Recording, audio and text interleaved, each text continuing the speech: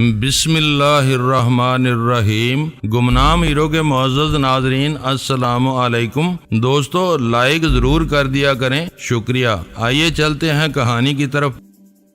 اس موڑ پر پہنچنے کے بعد مجھے اندازہ ہو رہا تھا کہ میرے ساتھ بہت منظم اور سازشی انداز میں کھیلا گیا تھا۔ سارا کمال رینا کا تھا، جو ایک حسین اور بگڑی ہوئی رئیس زادی کے روپ میں مجھے اپنے دام میں الجھانے میں کامیاب ہوئی تھی۔ اس کے ساتھ گزارے ہوئے رنگین و سنگین لمحے ایک تصویری فیتے پر محفوظ تھے۔ ناگر دھونس اور دھمکی کے ذریعے میرے فنگر پرنٹ لے جا چکا تھا۔ ملاقات کے روپ میں اگلے روز 2 بجے مجھے انل بسواس کے سامنے پیش ہونا تھا۔ مجھے توقع تھی کہ اس مجوزہ ملاقات یا پیشی کو یقینی بنانے کے لیے انڈین سیکرٹ سروس والوں نے میرے گرد اپنا گھیرا تنگ کر دیا ہوگا تاکہ میں ان کی آنکھوں میں دھول جھونک کر کہیں رپوش نہ ہو سکوں۔ رینا نے مجھے ایسی کسی کوشش کے سنگین نتائج سے آگاہ ضرور کر دیا تھا، لیکن ضروری نہیں تھا کہ پرانی گاڑیوں کا ایک خوفزدہ پاکستانی تاجر اس آگاہی کو کوئی اہمیت دیتا۔ راہ والے اس امکان کو نظر انداز نہیں کر سکتے تھے۔ بات شروع ہو گئی ہے تو اب اپنے انجام تک ضرور پہنچے گی، میں نے غور سے اس کی طرف دیکھتے ہوئے کہا۔ میرا مشورہ یہی ہے کہ زیادہ نہ سوچو،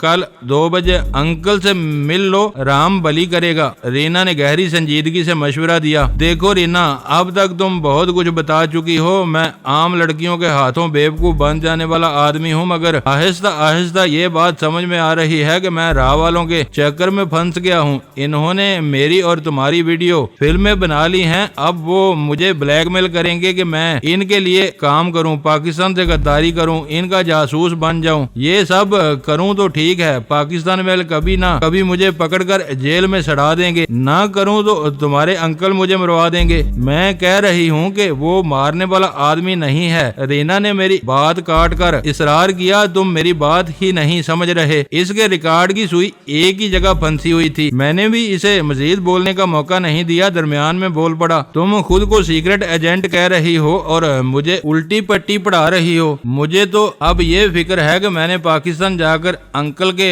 بتائے ہوئے کام شروع کیے تو پاکستان کی ایجنسیوں سے کب تک بچا رہوں گا۔ بھارت کی طرح وہاں بھی غداری کرنے والوں کا حشر بہت خراب ہوتا ہے۔ اس کے چہرے پر طمانینت کا ایک گہرا رنگ آ کر گزر گیا۔ وہ بے پرواہی سے بولی، مجھے یہ جان کر خوشی ہوئی کہ تم نے ٹھیک فیصلہ کر لیا ہے اور اب ایک ہی رخ پر سوچ رہے ہو۔ یہ غداری کچھ نہیں ہوتی۔ جو لوگ دال چاول آٹے اور گھی تیل میں ملاوٹ کرتے ہیں وہ سب سے بڑے غدار ہوتے ہیں۔ ان کو کوئی گالی تک نہیں دیتا، لوگ پیٹھ پیچھے باتیں بناتے ہیں، سامنے ان کی عزت کرتے ہیں۔ کوئی 2-4 باتیں ایک آدھ کاغذ ادھر ادھر کر کے اپنی روزی کماتا ہے تو اس میں کیا برائی ہے؟ مجھے دیکھو، بتاؤ میں کہاں سے گھس گئی، میرا کیا بگڑا؟ میں پچھلے مہینے اپنی ماں سے ملنے گئی تھی تو سارے رشتہ دار مجھے دیکھ کر خوش ہوئے تھے، کہہ رہے تھے کہ مجھے دہلی کا پانی خوب راس آیا ہے، میرے اوپر جوبن ٹوٹ کر برس رہا ہے۔ یہ سب پیسے کی برکت ہے جو مجھے آسانی سے مل رہا ہے۔ پہلے ہم سب حقوں سے مر رہے تھے تو کوئی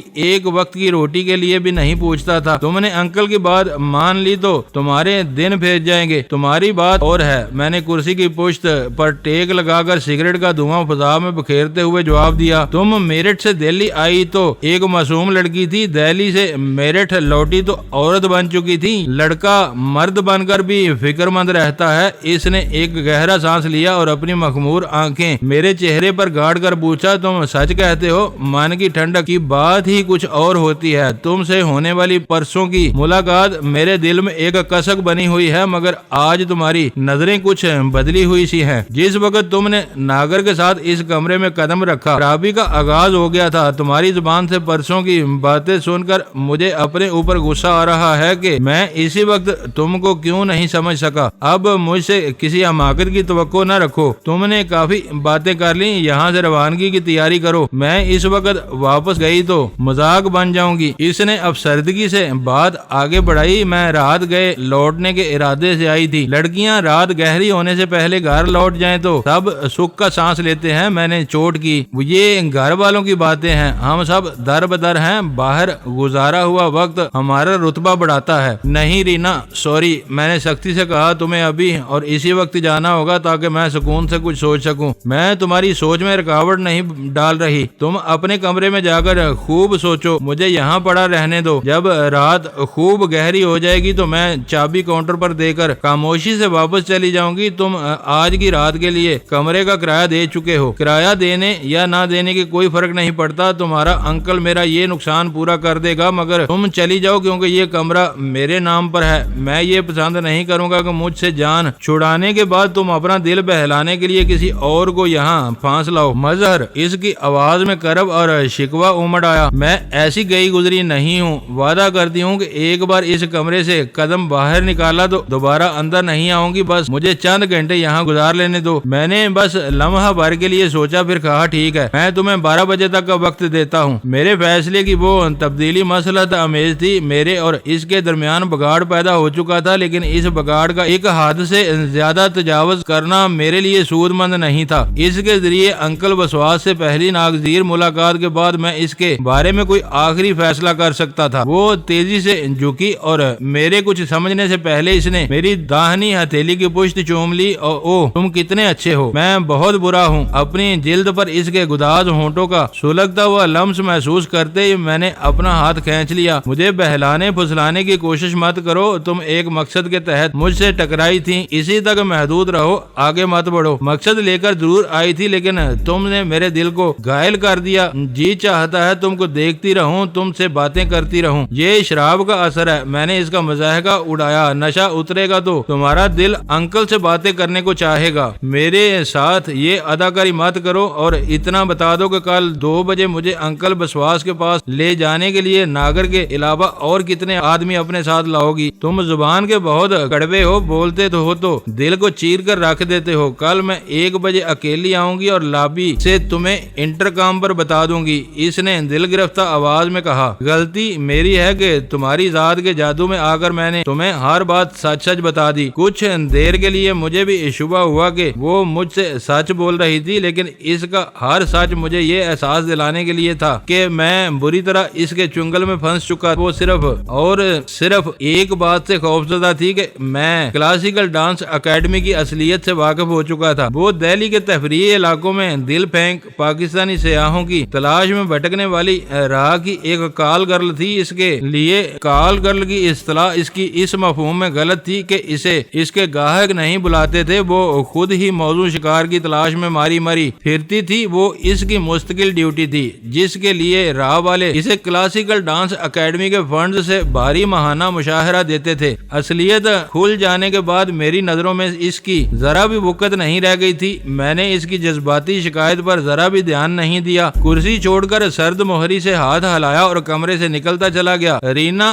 اجیت رائے سے میری پہلی ملاقات کا اختتام بہت امید افزا اور سنسنی خیز تھا۔ یوں محسوس ہوا تھا جیسے میں کسی رد و قد کے بغیر بہت آسانی سے انل بسواس تک پہنچنے میں کامیاب ہو جاؤں گا، مگر دوسری ملاقات نے اس خوش فہمی پر پانی پھیر کر مجھے سنگین اندیشوں میں مبتلا کر دیا تھا۔ میری سمجھ میں نہیں آ رہا تھا کہ میں راہ والوں کے بچھائے ہوئے جال سے کیسے نکل سکوں گا۔ اس چکر میں پڑنے کے بعد انل بسواس کے خلاف کارروائی کا امکان معدوم ہوتا نظر آ رہا تھا۔ میں نے اوپر پہنچ کر اپنے کمرے کے دروازے پر دستک دی۔ وہ انداز مخصوص اور طے شدہ تھا۔ غزالہ نے فوراً ہی دروازے کا قفل کھول دیا۔ دروازہ کھلا تو اس کی آنکھوں میں حیرت تیر رہی تھی۔ میں نے مسکراتے ہوئے اس کے رخسار کو چھیڑا اور اندر داخل ہو گیا۔ اسے 7 بجے آنا تھا اور 8 بجنے سے پہلے لوٹ آئے۔ کیا رینا نہیں آئی؟ غزالہ اپنے تجسس پر زیادہ دیر تک قابو نہ رکھ سکی۔ وہ 7 بجے ہی آئی تھی، اب بھی کمرے میں پڑی اینڈ رہی ہے۔ میں کام کی باتیں کر کے لوٹ آیا ہوں، میں یہ کہتے ہوئے تھکے ہوئے انداز میں کرسی پر بیٹھ گیا۔ مجھے حیرت ہے کہ اس نے اتنی آسانی سے آپ کو واپس لوٹنے دیا، غزالہ نے عجیب سی مسکراہٹ کے ساتھ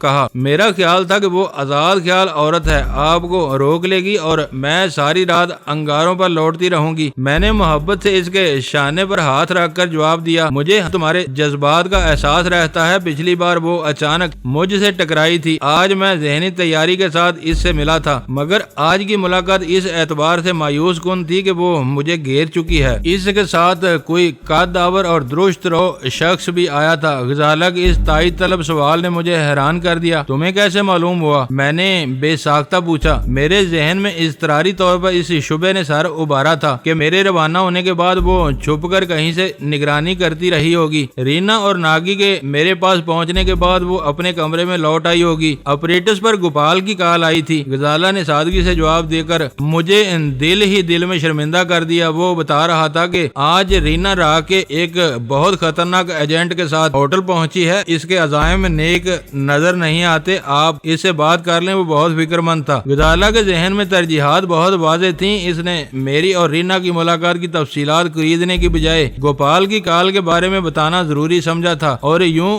موضوع سخن یکایک تبدیل ہو گیا تھا۔ میرے ذہن پر اول خان سوار تھا، کیونکہ 7 بجے کراچی سے اس کی فون کال آنی تھی۔ اول خان سے وہ پروگرام طے ہونے کے بعد رینا نے بھی ملاقات کے لیے وہی دن اور وقت دے دیا تھا۔ 7 بجے اول خان کا فون آیا تھا۔ کیا کہہ رہا تھا؟ وہ فون آیا تھا، وہ بہت فکر مند تھا۔ یہاں کام کرنے والے پاکستانی سیکرٹ ایجنٹ حالات و واقعات کو جس نظر سے دیکھتے ہیں، اس کے مطابق اپنی خفیہ رپورٹیں اسلام آباد بھیجتے ہیں۔ وہ بتانے لگی، وہ جاننا چاہتا تھا کہ ویرا کو ستانے والا انسپیکٹر ڈیوڈ پر اسرار طور پر کیسے مارا گیا۔ دنیا بہت زیادہ سکڑ چکی ہے، ذرا سی دیر میں حقائق پوری دنیا میں پھیل جاتے ہیں۔ ویرا کی وہ حرکت بہت خطرناک تھی۔ ویرا اپنا راگ الاب چکی ہے، آپ نے بلا وجہ اسے اپنی جان کا روگ بنا لیا ہے۔ غزالہ کے لہجے میں ہلکی سی ترشی اتر آئی تھی۔ یہ دہلی پولیس کی نااہلی ہے کہ وہ اندھیرے میں بھٹک رہی ہے۔ جب انہیں ویرا سے تفتیش کا خیال نہیں آیا تو آپ کو اور اول خان کو کیوں تشویش ہے؟ تشویش نہیں، بس تھوڑا سا قلق ہے کہ اس نے ہمیں اعتماد میں لیے بغیر اندھے کنویں میں چھلانگ لگا دی۔ وہ یوں بچی ہوئی ہے کہ ایک پولیس افسر صبح سے شام تک دسیوں خطرناک ملزموں اور مجرموں سے ملتا جلتا ہے۔ اس بھیڑ میں کسی کو ویرا کا خیال نہیں آیا، ورنہ وہ اب تک پس زنداں ہوتی۔ بہرحال تم ٹھیک کہہ رہی ہو، وقت گزر گیا، خطرہ ابھی ٹلا نہیں ہے، ہمیں اس پر اپنا سر نہیں کھپانا چاہیے۔ وہ آپ کی سرگرمیوں کے بارے میں بھی جاننا چاہ رہا تھا۔ 10 بجے دوبارہ فون کرے گا، غزالہ نے بتایا ہے۔ وہ احمق اور جذباتی آدمی ہے، میں نے غصیلے لہجے میں کہا۔ بیرون ملک سے آنے والی فون کالز کی کثرت ہمارے لیے درد سر بن سکتی ہے۔ پاکستان سے چند گھنٹوں میں 2 فون کالز، خدا کی پناہ۔ اول خان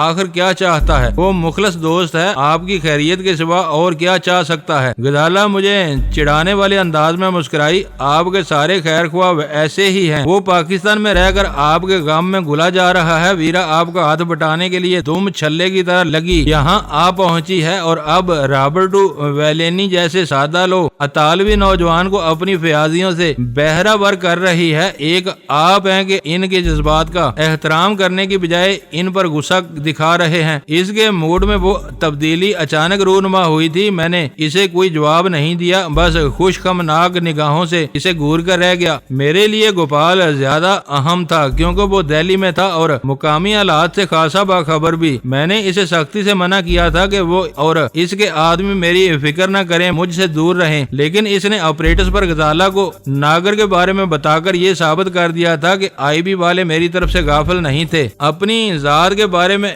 میری بے پروایانہ ہدایت کو نظر انداز کر کے وہ اپنے بڑوں کے احکامات پر عمل کر رہے تھے۔ ان کے لیے میں وی آئی پی کا درجہ رکھتا تھا۔ غنیمت یہی تھا کہ وہ میری نظروں سے دور رہ کر میری حفاظت کر رہے تھے۔ میں نے فیصلہ کر لیا کہ اب ان کو اس بارے میں مزید کوئی ہدایت دوں گا نہ تاکید کروں گا۔ کمرے کے دروازے کا قفل چیک کر کے میں نے آپریٹرز سنبھالا اور گوپال سے رابطہ کرنے کی کوشش میں مصروف ہو گیا۔ عابد علی عرف گوپال شاید کہیں پھنسا ہوا تھا۔ میں نے اس کے G2 کے پاس ورڈ پر اس کے لیے وقفے سے 3 پیغام نشر کیے، مگر اس کی طرف سے کوئی جواب نہیں آیا۔ میں نے اپنی کوششیں ترک کر دی۔ مجھے امید تھی کہ وہ موقع پاتے ہی پہلی فرصت میں مجھ سے رابطہ کرے گا۔ یہی ہوا۔ چند منٹ بعد اس کی کال آ گئی۔ وہ کسی ایسی کھلی جگہ پر تھا جہاں آپریٹر سے نکالنا بھی مشکل تھا۔ اس نے ایک گوشہ عافیت میں پہنچنے کے بعد ایک کھلا پیغام نشر کیا تھا، کیونکہ اسے کال کا سگنل ضرور مل چکا تھا، لیکن یہ معلوم نہیں تھا کہ ولی رام،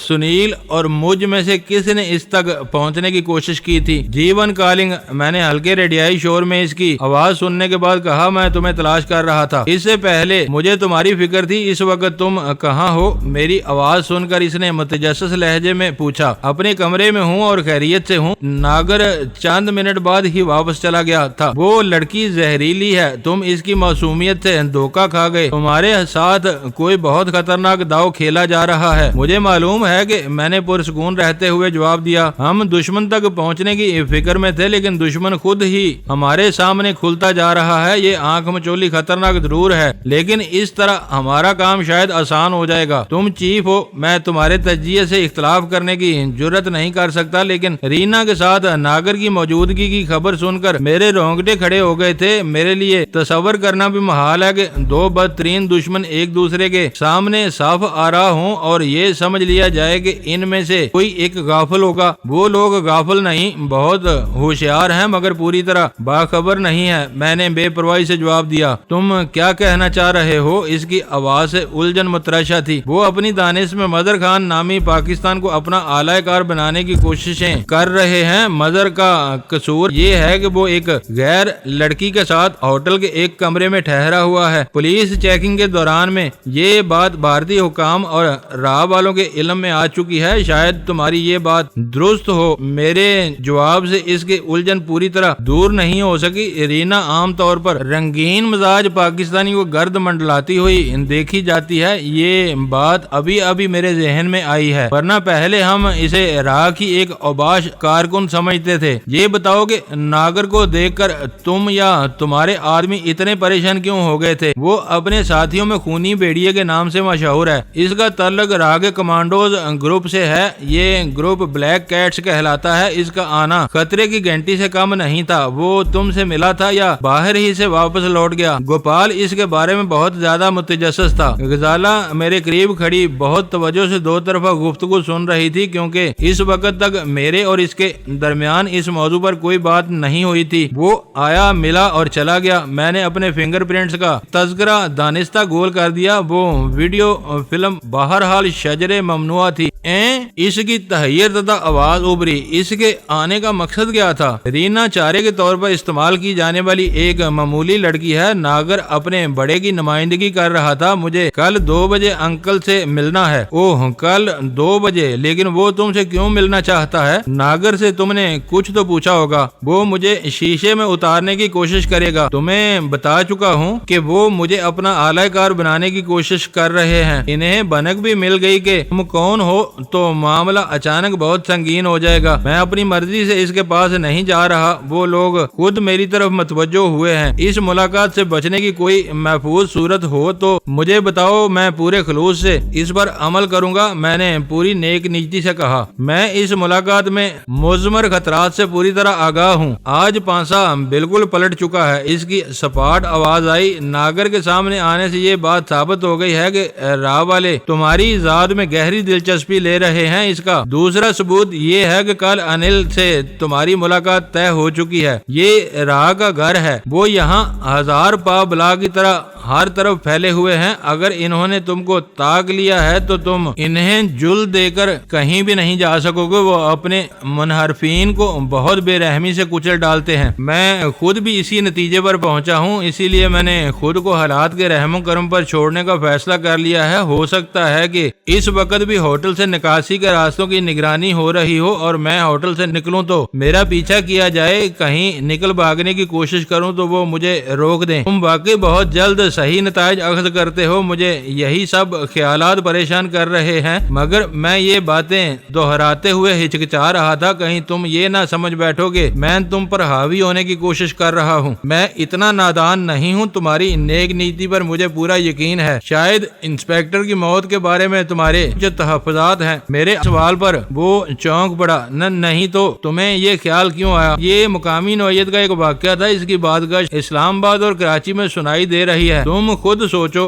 وہ برسوں سے یہاں کام کر رہا تھا۔ اس کی بدماشیاں اور چیرہ دستیاں کسی سے چھپی ہوئی نہیں تھی۔ وہ عورتوں کا رسیہ تھا۔ اس کے افسروں کو بھی معلوم تھا کہ وہ اکیلی گھومنے والی مشتبہ غیر ملکی لڑکیوں سے اپنا خراج وصول کرتا تھا، مگر اس کی مجموعی کارکردگی کی بنا پر اس کی ایسی حرکتوں سے چشم پوشی اختیار کی جاتی تھی۔ پھر یہ کیسے ہوا کہ ایک رات اس نے این پر ڈورے ڈالنے کی ناکام کوشش کی اور اگلی شام وہ مارا گیا؟ تو کیا تم این پر کسی قسم کا شبہ کر رہے ہو؟ میں نے چبھتے ہوئے لہجے میں براہ راست سوال کر ڈالا۔ اس پر شبہ نہیں ہے، وہ جلدی سے بولا، بس یہ ڈر ہے کہ اس واقعے سے اس کی پوزیشن مخدوش ہو گئی ہے، اور تم نے اپنی رپورٹ میں بھی یہ اندیشہ ظاہر کیا ہوگا؟ میں نے پوچھا۔ ہاں، وہ میرے شبے کی تائید کرنے پر مجبور تھا۔ ہم جو کچھ دیکھتے، سنتے اور محسوس کرتے ہیں اسے آگے بڑھا دیتے ہیں۔ اپنی رپورٹ بھیجتے ہوئے تم نے ایک لمحے کے لیے بھی یہ نہیں سوچا کہ تفتیشی افسران ان خطوط پر نہیں سوچ رہے، وہ کچھ مشتبہ افراد کو حراست میں لے چکے ہیں۔ یہ پولیس کا روایتی طریقہ کار ہے، اکثر وہ سست رفتاری سے پیش قدمی کرتے ہیں۔ کوئی معاملہ ان کے ریکارڈ پر زندہ ہو تو وہ 10 برس بعد بھی بال کی کھال نکالنے بیٹھ جاتے ہیں۔ مشتبہ افراد سے پوچھ گچھ میں ناکامی کے بعد وہ کسی بھی وقت تفتیش کا رخ بدل سکتے ہیں۔ میں نے اس کی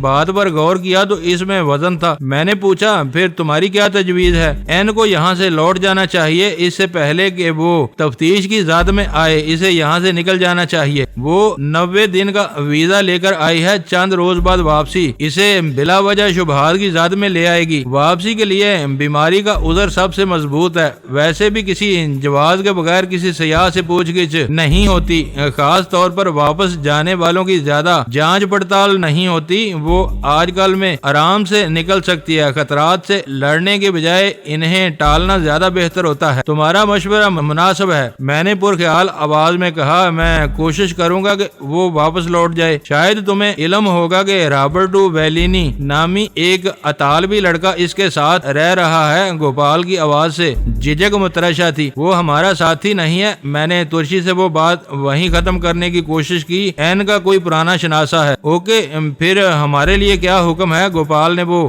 بات آگے بڑھانے کی کوشش نہیں کی۔ کلاسیکل ڈانس اکیڈمی کے بارے میں رینا کیا کہتی ہے؟ اس نے میرے ایک اشارے پر ویرا اور اس کے اطالوی ساتھی کو بھول کر بالکل نیا سوال کیا تھا۔ اس کی معاملہ فہمی پر مجھے خوشی ہوئی اور میں نے دوستانہ لہجہ اختیار کرتے ہوئے کہا، وہ کلاسیکل ڈانس اکیڈمی کی آڑ میں اپنے مطلب کی لڑکیاں تلاش کرتے ہیں۔ خوب روح، جوان اور ضرورت مند یا شوقین لڑکیاں ان کا نشانہ بنتی ہیں۔ انہیں بھرپور آوارگی کی تربیت دینے کے بعد وہ میدان میں اتار دیتے ہیں۔ ویری گڈ، میری تصدیق پر وہ خوش ہو گیا۔ اب ہم ان کے اس اڈے کو جلد ہی تباہ کر دیں گے۔ تباہ کر دو گے؟ میں نے حیرت سے دہرایا۔ تم لوگ تو اپنے کام سے کام رکھنے والے ہو، خون خرابہ تو دور کی بات ہے، غیر ضروری تصادم سے بھی گریز کرتے ہو، پھر کلاسیکل ڈانس اکیڈمی کو کیسے تباہ کرو گے؟ تم غلط سمجھ رہے ہو۔ جس کو جو مشن سونپا جاتا ہے وہ تن من دھن کی بازی لگا کر اسی مشن پر کام کرتا ہے، نتائج حاصل کرتا ہے یا پھر اپنی جان پر کھیل جاتا ہے۔ ہم بلا وجہ ادھر ادھر الجھنے کی کوشش نہیں کرتے۔ ایسا کرنے سے اصل ہدف دور ہو جاتا ہے۔ ہمارا روزمرہ کا کام کچھ بھی ہو، اس کا بنیادی مقصد ایک ہوتا ہے، اپنے وطن کے خلاف دشمن کی کارروائیوں کو روکنا اور اس کی دہشت گرد ایجنسیوں کی قوت کو توڑنا۔ راہ والے اگر کلاسیکل ڈانس اکیڈمی کی آڑ میں نیا خون حاصل کر رہے ہیں تو زیادہ دنوں تک ایسا نہیں ہو سکے گا۔ ان کا یہ کھیل بند ہو جائے گا۔ میں سب کچھ سمجھ رہا ہوں، مگر تم اس اکیڈمی کے خلاف کیا کرو گے؟ ہمیں کچھ بھی نہیں کرنا پڑے گا۔ یہاں رہ کر ہم نے کچھ مراسم استوار کیے ہیں، کچھ دوست بنائے ہیں۔ ان میں سے کسی تیز ترار صحافی کو کلاسیکل ڈانس اکیڈمی کے پیچھے لگا دیں گے۔ جب اخبارات اور ابلاغ کے دوسرے ذرائع میں اکیڈمی کی مذموم کہانیاں رینا جیسی لڑکیوں کی تصاویر کے ساتھ چھپیں گی تو پورے بھارت میں تہلکہ مچ جائے گا۔ باشعور شہری لرز کر رہ جائیں گے کہ راہ والے ان کی بہو بیٹیوں کو کیسی بے رحمی سے اپنی بٹی کا ایندھن بنا رہے ہیں۔ اکیڈمی اور راہ کی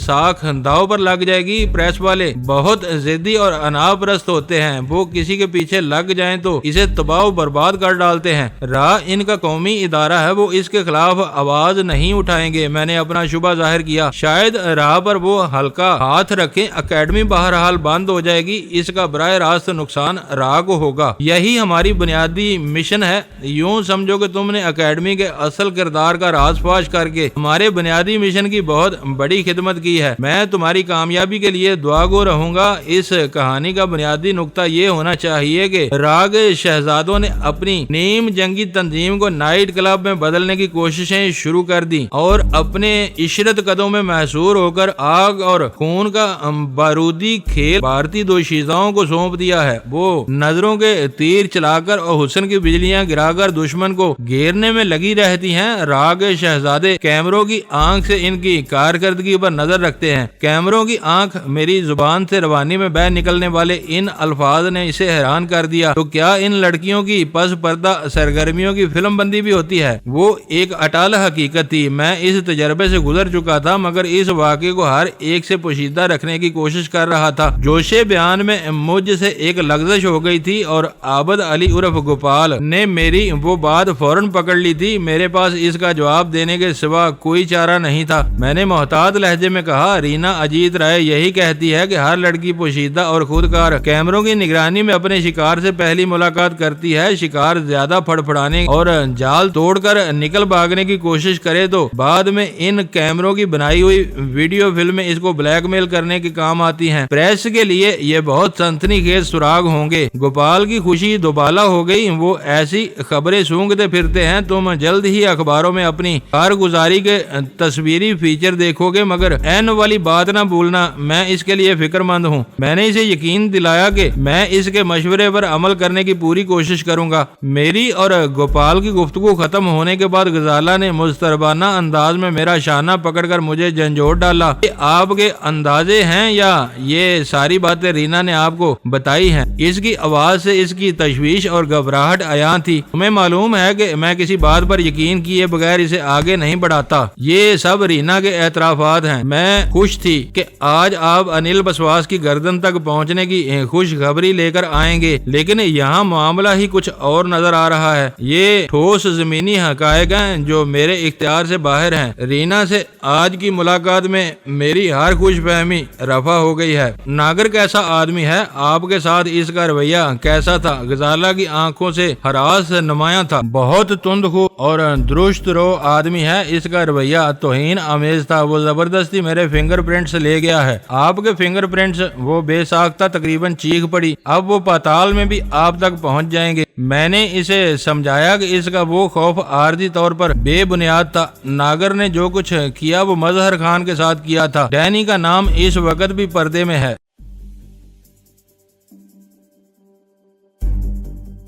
دوستو ویڈیو کو لائک ضرور کر دیا کریں۔ ISI پاک آرمی زندہ باد، پاکستان پائندہ باد۔ معزز ناظرین، اپنا خیال رکھیے گا اور اپنے اس چینل کا بھی شکریہ۔